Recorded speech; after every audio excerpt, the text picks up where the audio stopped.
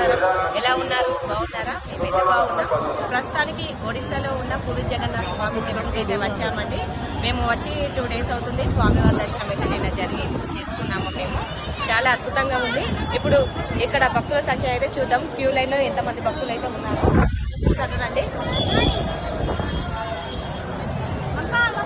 ఎండాకాలం కాబట్టి ఎండ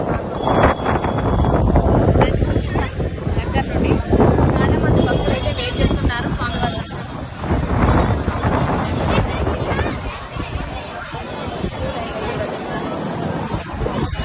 ఇక్కడ స్వామివారికి అయితే మార్నింగ్ అయితే 8 నుండి 10 మధ్యలో స్వామివారికి భోజనం అయితే పెడతారు. ఆ టైంలో స్వామివారికి ఆకలి వేస్తుందని 10 గంటలకు మళ్ళీ ఓపెన్ చేస్తారు దర్శనానికి.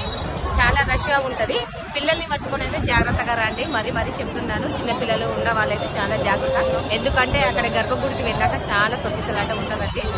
మామూలు దర్శనం కింద తొక్కిసలాట ఉంటుంది అంటే రథయాత్ర ఎంత ఘోరంగా ఉంటుందో నాకు ఇక్కడికి వచ్చాక అర్థమవుతుంది. ఒకసారి స్వామివారి గోపురాన్ని మరొకసారి అయితే చూపిస్తాను రండి. మన వీడియోతో మరొక వీడియోతో మీ ముందుకైతే వస్తానండి. ఉంటానండి. బాయ్.